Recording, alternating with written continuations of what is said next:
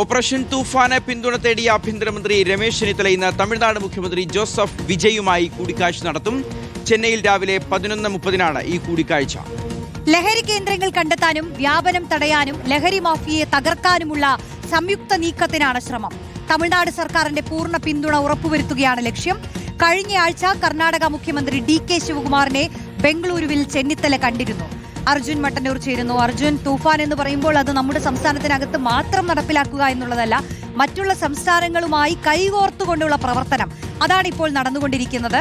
എല്ലാ സംസ്ഥാനങ്ങളിലെയും മുഖ്യമന്ത്രിമാരെ, പ്രത്യേകിച്ച് തൊട്ടടുത്തുള്ള സംസ്ഥാനങ്ങളിലുള്ളവരെയൊക്കെ പോയി കാണുന്നു ആഭ്യന്തരമന്ത്രി.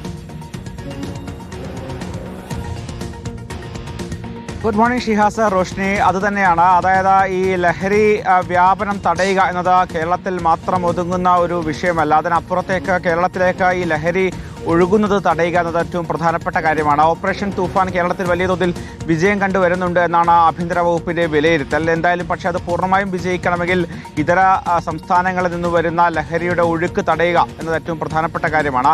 അതിന് മറ്റ് സംസ്ഥാനങ്ങളുടെ പിന്തുണ കൂടി വേണം. ആ പിന്തുണ തേടിക്കൊണ്ടാണ് മറ്റ് സംസ്ഥാനങ്ങളുമായി കൈകോർക്കാൻ വേണ്ടി ആഭ്യന്തര വകുപ്പ് തീരുമാനിച്ചത്. ഇതിന്റെ ഭാഗമായി വിവിധ സംസ്ഥാനങ്ങളിലെ DGPമാരുമായി ആശയവിനിമയം നടത്തിയിരുന്നു. മാത്രവുമല്ല, കഴിഞ്ഞയാഴ്ച കർണാടക മുഖ്യമന്ത്രിയായ DK ശിവകുമാറുമായി ആഭ്യന്തരമന്ത്രി രമേശ് ചെന്നിത്തല നേരിട്ട് കൂടിക്കാഴ്ച നടത്തുകയും ചെയ്തിരുന്നു. അതിന് പിന്നാലെയാണ് ഇപ്പോൾ തൊട്ടടുത്ത സംസ്ഥാനമായ തമിഴ്നാട്ടിലെ മുഖ്യമന്ത്രി ജോസഫ് വിജയുമായും കൂടിക്കാഴ്ച നടത്താൻ പോകുന്നത്.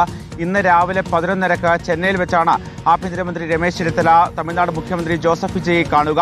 ഓപ്പറേഷൻ തൂഫാന് പിന്തുണ തേടിക്കൊണ്ട് ആവശ്യങ്ങൾ നിരത്തുകയും ചെയ്യും. എന്തായാലും പ്രത്യേകിച്ച് അതിർത്തി മേഖലകളിൽ, അതോടൊപ്പം തന്നെ മറ്റിടങ്ങളിലൊക്കെ തന്നെ ഈ ലഹരിയുമായി ബന്ധപ്പെട്ട പരിശോധനകൾ കർശനമാക്കണമെന്ന ആവശ്യമായിരിക്കും പ്രധാനമായും ഉന്നയിക്കുക. എന്തായാലും നിലവിൽ ഏതാണ്ട് 42 ദിവസം പിന്നിടുമ്പോൾ തന്നെ ഏതാണ്ട് 6000-ലധികം കേസുകളാണ് സംസ്ഥാനത്ത് മാത്രം ഓപ്പറേഷൻ തൂഫാനുമായി രജിസ്റ്റർ ചെയ്തിട്ടുള്ളത്. മാത്രവുമല്ല, 70 കോടി രൂപയിലേറെ വില വരുന്ന ലഹരി മരുന്നുകൾ ഏതാണ്ട് ഈ ഒരു മാസത്തിലേറെ നീണ്ടു നിൽക്കുന്ന തൂഫാനുമായി ബന്ധപ്പെട്ട പിടികൂടുകയും ചെയ്തിട്ടുണ്ട്. പക്ഷേ ഇതുകൊണ്ടൊന്നും തന്നെ ഈ പ്രശ്നം അവസാനിക്കുന്നില്ല എന്ന കാര്യം ഉറപ്പാണ്. അതിന്റെ ഭാഗമായിട്ട് കൂടിയാണ് ഇത്തരത്തിൽ കേരളത്തിലേക്ക് എത്തുന്ന ലഹരിയുടെ ഉറവിടം തന്നെ തകർക്കുക എന്ന ലക്ഷ്യത്തിലേക്ക് സംസ്ഥാന സർക്കാർ ആഭ്യന്തര വകുപ്പും കടക്കുന്നത്.